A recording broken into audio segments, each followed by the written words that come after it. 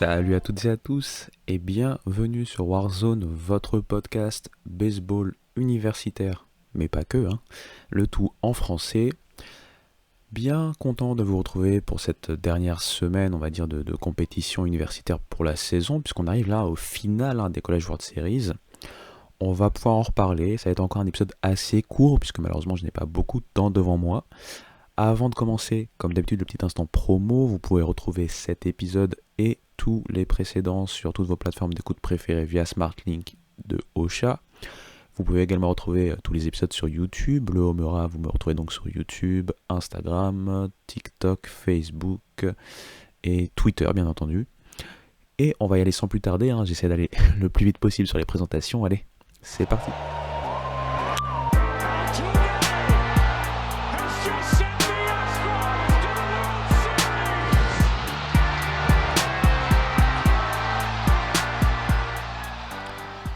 Nous avions plus de 300 universités au début de la saison en février. Nous avions ensuite une première, alors le mot est un peu bizarre, mais épuration, c'est pas très sympa.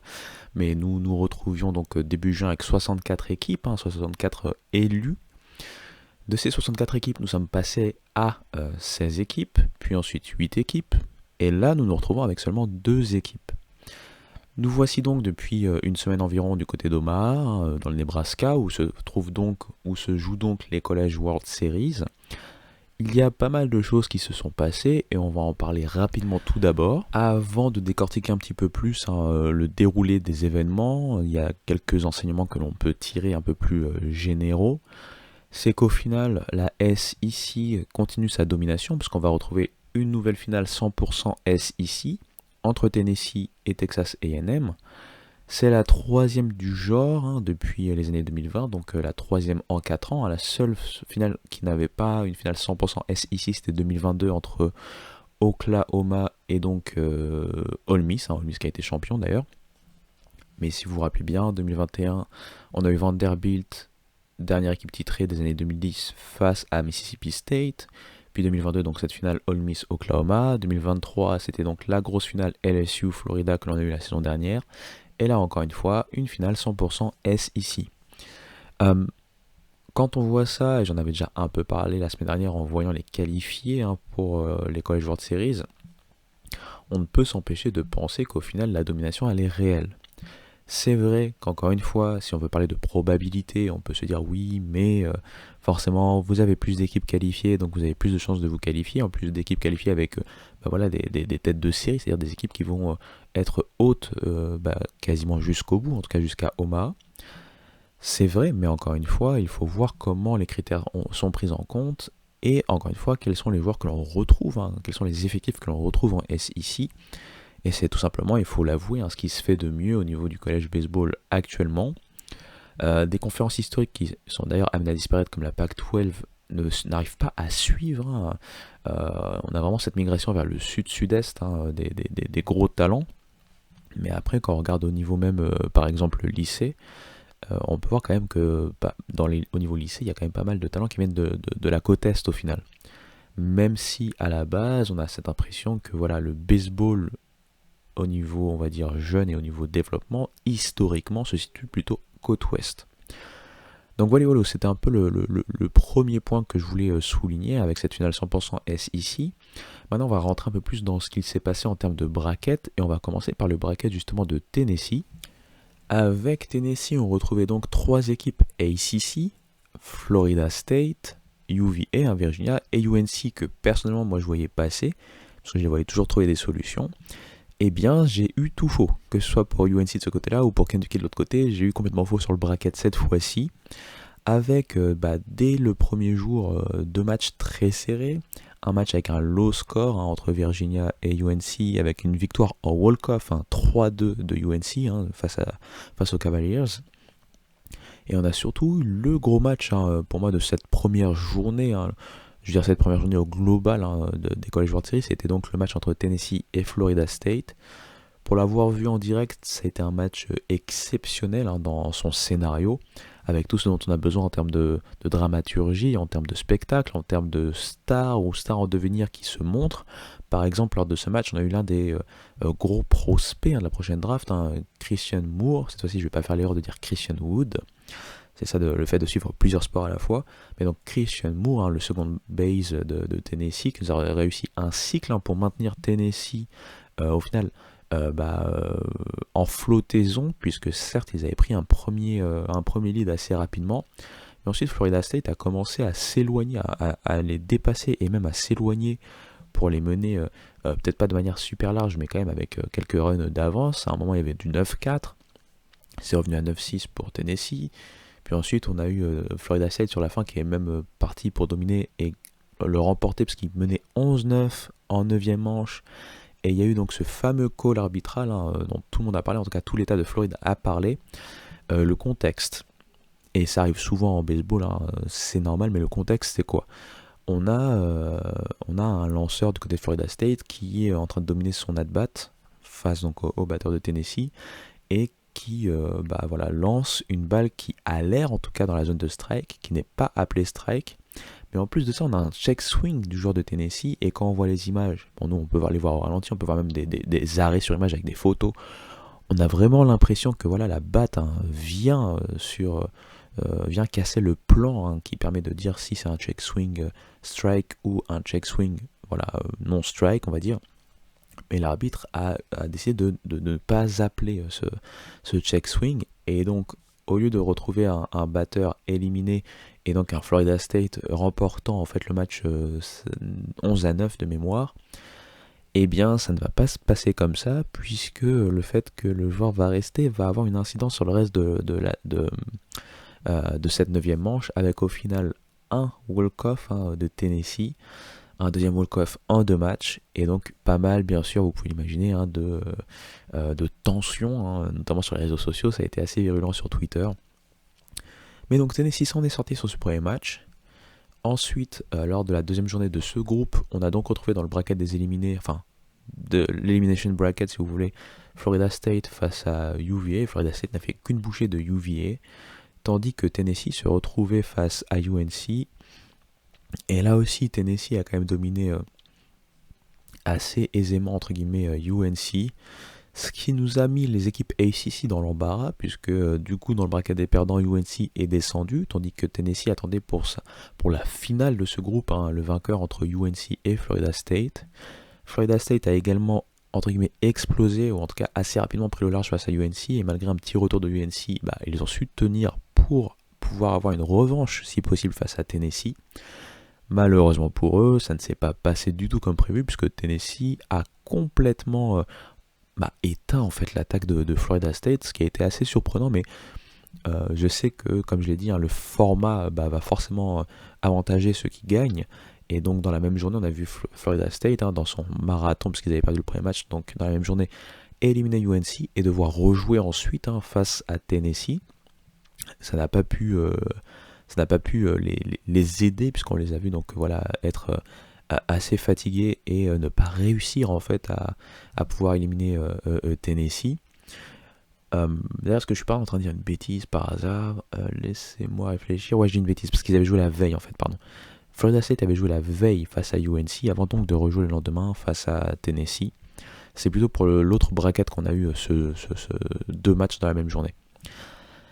Donc, quand dire de tout ça? Tout simplement que Tennessee a tenu son rang, parce que je rappelle que Tennessee est la tête de série numéro 1 de toute la nation à l'entrée de ce tournoi. Tennessee a montré une progression au fur et à mesure de la saison, surtout au niveau du pitching, assez importante, et a su tenir en fait ce rang, parce que je pense qu'en termes d'IRA global, c'est un des meilleurs IRA de la nation. On le savait, en général, les équipes de SEC et Tennessee en fait partie, ont des grosses offenses, mais là où elles sont dangereuses, c'est qu'elles peuvent avoir aussi des très bons pitchers. Le seul problème avec ça, c'est qu'on a pu voir par exemple avec Florida, on a du talent, mais pas forcément de la constance. Donc en termes de pitching staff au global, on peut avoir des équipes pour lesquelles c'est un peu plus, on va dire, montagne russe. Voilà, on peut le dire comme ça. Pour Tennessee, pour le coup, ça n'a pas été vraiment le cas, surtout à partir de la deuxième partie de saison où on les a vus vraiment, que ce soit les starters ou le bullpen, poser des problèmes à pas mal d'équipes adverses.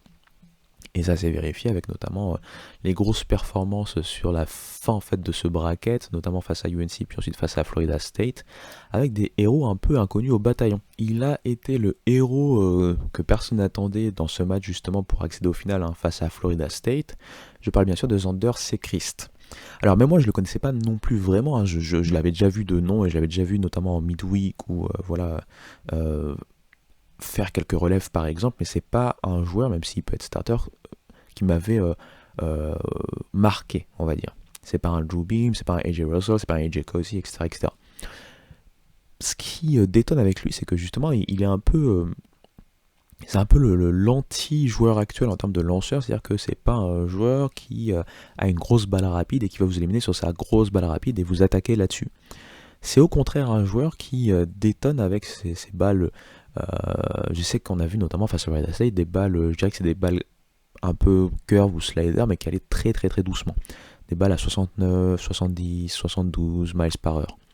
Donc c'est très difficile pour un line-up de devoir intégrer ce genre de données sur un match, sachant que tout le reste du tournoi, on s'est tapé des lanceurs à peu près similaires dans l'approche, c'est-à-dire des balles rapides de plus en plus incroyables, hein. C'est ce que recherchent notamment les scouts, on le sait. Et ensuite un autre pitch pour pouvoir un peu piéger les frappeurs. Florida State, avant ce match qu'ils ont finalement perdu 7-2, ils venaient de réussir sur les 3 premiers matchs de leur College World Series à un total de 27 points marqués, 27 runs. Ce qui s'est passé avec ce Sechrist a été pour beaucoup un coup de maître de la part de Tony Vitello, puisque, comme je l'ai dit, s'habituer en fait à une mécanique, à un style de pitch à peu près standard, on va dire, au niveau collège universitaire, enfin collège baseball, baseball universitaire, et ensuite devoir attaquer quelqu'un d'un peu plus unorthodoxe, on va dire, ça peut justement dérégler, surtout quand c'est sur un match, on a du mal, on dit souvent qu'il faut 2 voire 3 passages avant de s'habituer à un lanceur, mais là pour le coup c'est vraiment très dur de s'habituer à un tel lanceur, puisqu'on n'a pas vu ça auparavant sur toutes les parties jouées. Donc je sais pas comment on peut dire quelle est l'expression pour ça, mais bien vu de la part de Tony Vitello d'avoir tenté ce coup-là, sachant que tout n'a pas été non plus de tout repos, hein. On peut se rappeler de certains moments, et ça arrive à tout pitcher, où il a été un peu dans les cordes, mais il a toujours su s'en sortir.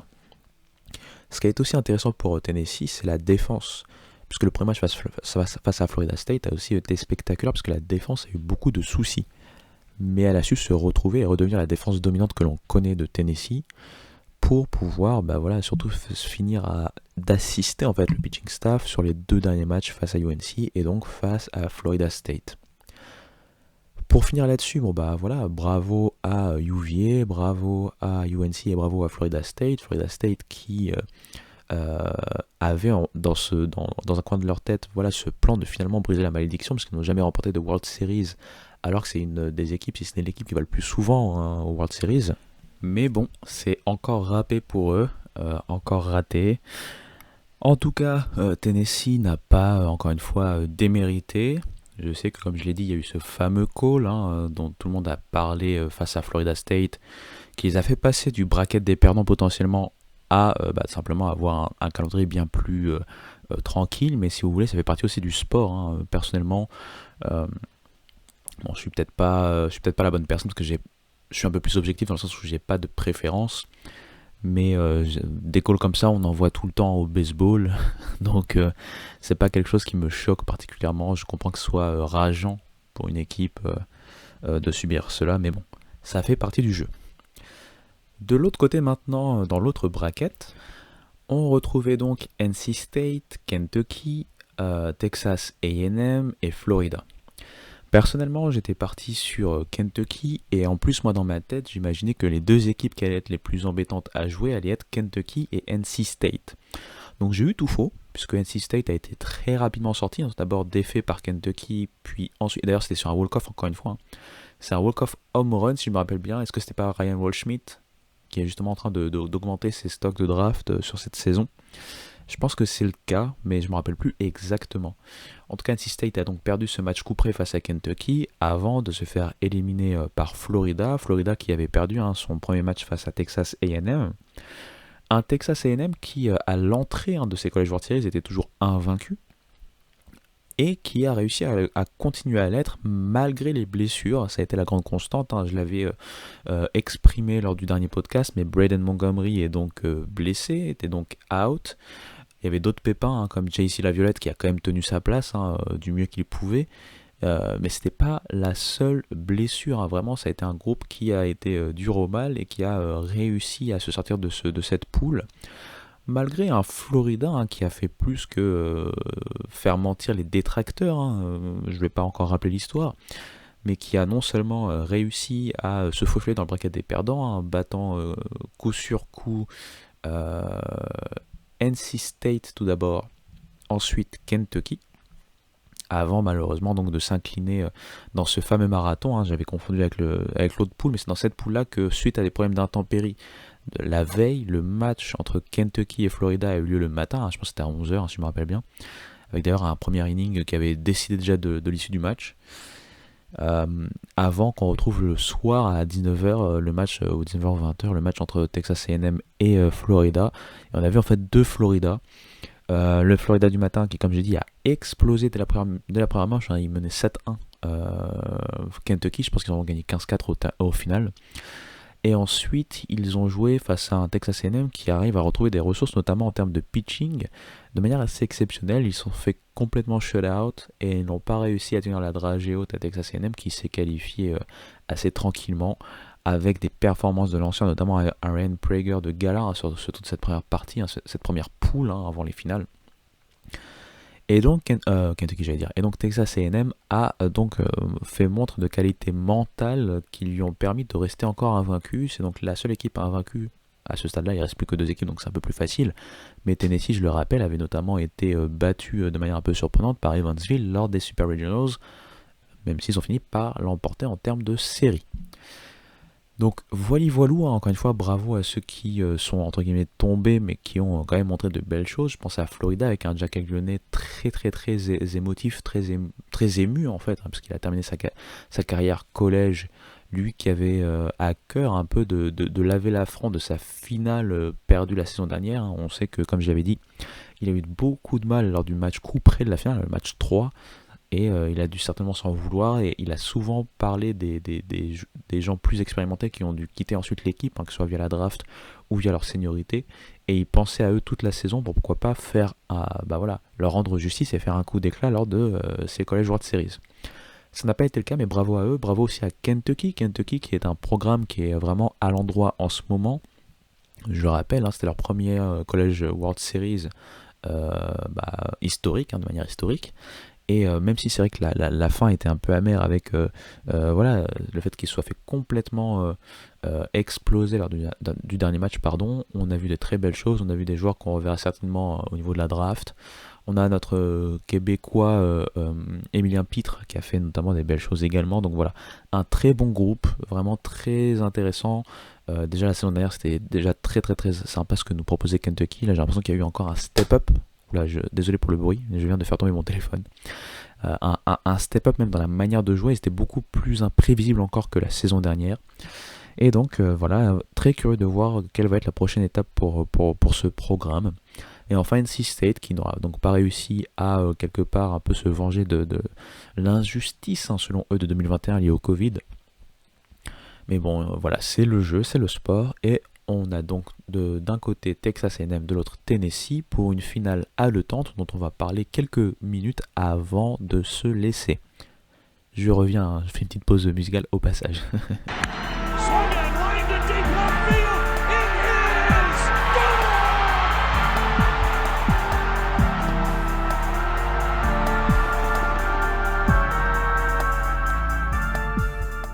Nous voici pour la dernière partie de ce podcast. On va donc bien sûr parler de cette finale, on va se donner quelques comparaisons et peut-être quelques petites clés avant que je puisse vous laisser tranquille. Et je rappelle d'ailleurs que ces finales commencent ce samedi et se terminent s'il y a besoin le lundi, hein, parce que c'est une série au meilleur des 3 matchs.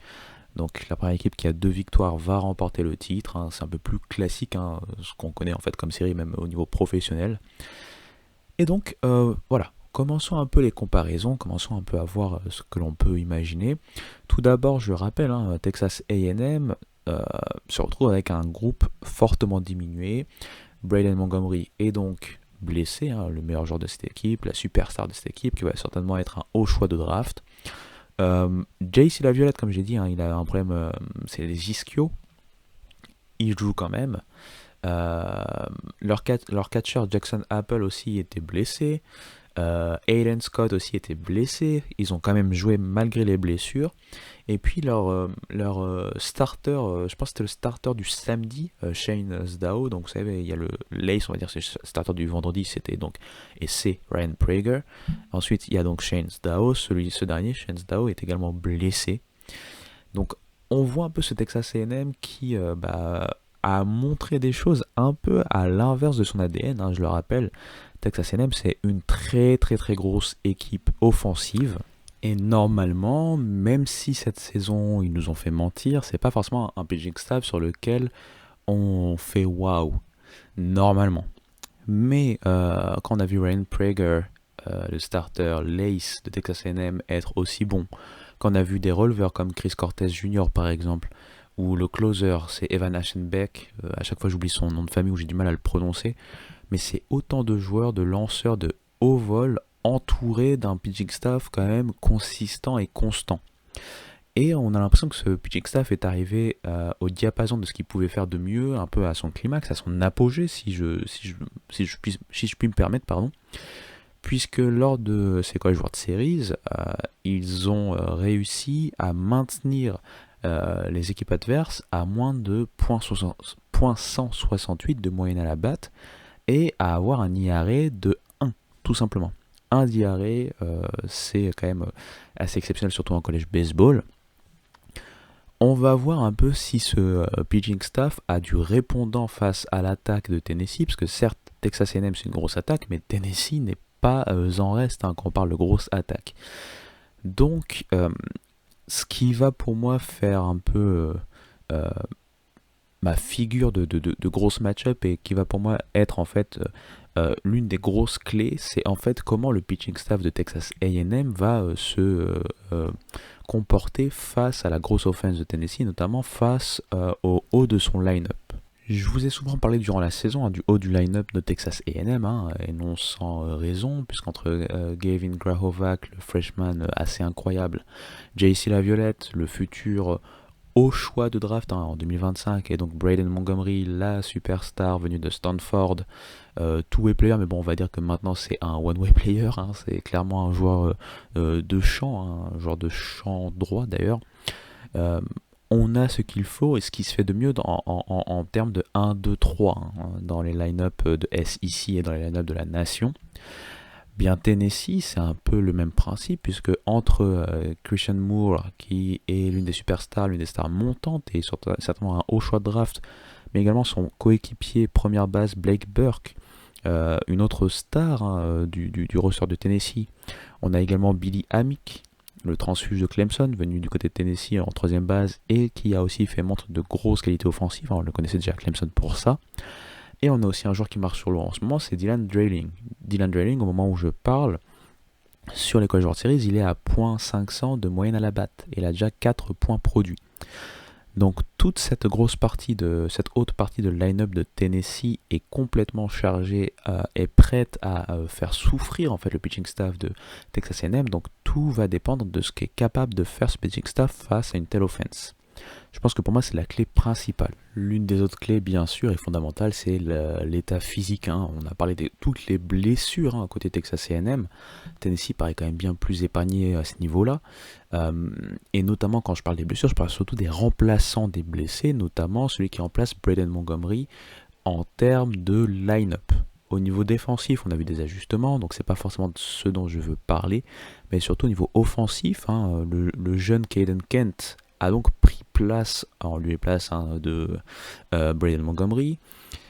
Avant de commencer le tournoi, c'est quelqu'un qui avait très peu d'at-bat au niveau collège, et ce qu'il a réussi à faire sur ce tournoi national depuis la blessure de Braden Montgomery, c'est incroyable, puisqu'il est à plus de .450 de moyenne à la batte notamment.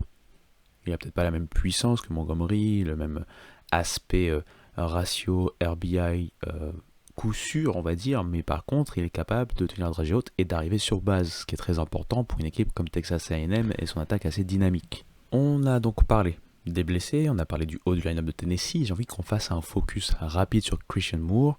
Christian Moore, pour moi, est la star factor X un peu de ces finales, puisqu'il est actuellement en train de frapper à plus de .570 de moyenne à la batte, notamment. Il a un home run, et je vous avais dit, il a frappé pour un cycle lors du match face à Florida State. Il a également 2 points produits. Il est en train de surfer sur une grosse saison. C'est un deuxième base qu'on attendait quand même plutôt haut à la draft, mais qui actuellement est vraiment en train de faire tourner les têtes. Et il sera clairement le joueur, on va dire, sur le papier, le meilleur joueur sur le terrain, même si ça peut être à égalité avec JC Laviolette, qui est un peu plus jeune que lui et qui est du côté de Texas A&M. Donc le star power, notamment ce que peut faire Christian Moore lors de ces finales, va être une des grosses clés de cette finale. Et la dernière clé que j'ai envie de donner, c'est encore du côté de Tennessee, c'est ce fameux pitcher dont j'ai parlé auparavant, le fameux Xander Sechrist. Il y aura potentiellement 3 matchs. Dans l'un de ces 3 matchs, c'est sûr qu'on aura Drew Beam, je dirais certainement le match 2, vu comment ça se passe en général avec Tony Vitello.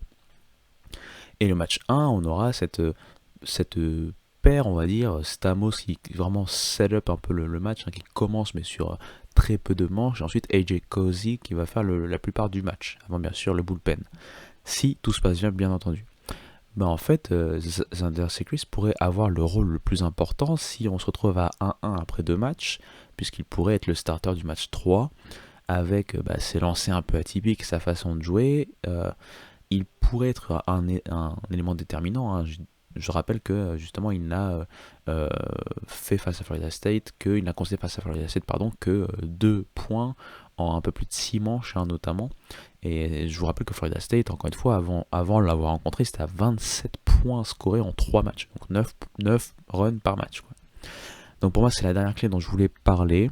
Dans tous les cas, ce sont 2 belles équipes, 2 grosses équipes. Et surtout, il y a une dernière chose à savoir en termes d'anecdote. Tony Vitello avait été engagé, j'oublie mon français, c'est incroyable, mais en gros il avait été hired, donc engagé, signé du côté de TCU, si j'ai pas de bêtises, par Jim Schlossnagle, qui est l'actuel entraîneur de Texas A&M. Donc il y a presque un duel, j'ai pas envie de dire fratricide, mais voilà, c'est la belle anecdote sur laquelle je voulais finir ce podcast, puisque c'est bien plus qu'un duel entre 2 facs d'une même conférence, c'est aussi un duel entre 2 personnages, 2 personnalités depuis les années 2000, on va dire, dans le paysage du collège baseball, et qui donc s'affrontent pour pourquoi pas enfin engranger le précieux sésame. Tony Vitello, ça reste un jeune entraîneur, donc ça serait vraiment incroyable, alors, vu qu'il a remis sur pied une fac qui était clairement pas un gros programme baseball, tandis que Schlossnagle, je le rappelle, c'est une légende de TCU, il a amené TCU à être une des grosses facs des années 2000-2010 en termes de collège baseball, et il est arrivé à Texas A&M avec un objectif, et au final, depuis qu'il est là, c'est quand même 2 apparitions du côté d'Omaha, et là, cette saison, la possibilité de pouvoir aller au bout. Dans tous les cas, j'ai envie de dire que le meilleur gagne, j'espère surtout qu'on aura un gros et beau spectacle, je le rappelle, ça commence ce samedi. Nous, on va se retrouver après les World Series, après les finales de ces World Series, donc certainement la semaine prochaine. Et j'aurai quelques petites annonces à faire, puisque on va entrer dans une zone un peu plus liée à la draft, mais aussi on va entrer dans une zone où moi je vais certainement avoir une grosse absence pour quelque chose de très heureux pour moi, mais j'en reparlerai certainement lors des prochains podcasts. Dans tous les cas, j'ai envie de dire voilou. Je vous remercie encore une fois pour les écoutes, pour l'assiduité. Je vois quelques stats qui sont très intéressantes, surtout sur les plateformes d'écoute. Sur YouTube, c'est un peu plus compliqué, mais c'est pas très grave en soi. Je veux dire, c'est vraiment, on va dire, un podcast de niche, entre guillemets. Je pense pas qu'il y ait grand monde à la base qui se passionne de ce genre de sport, et donc ça me fait plaisir justement d'avoir autant de passionnés et de curieux et curieuses en train d'écouter ce podcast depuis qu'il a commencé la saison dernière. Je vous dis à très vite, j'espère que je vais pouvoir me régaler, et j'espère que vous allez pouvoir vous régaler via mon expérience sur ces College World Series et cette finale, et on se dit donc à la semaine prochaine. Allez, ciao.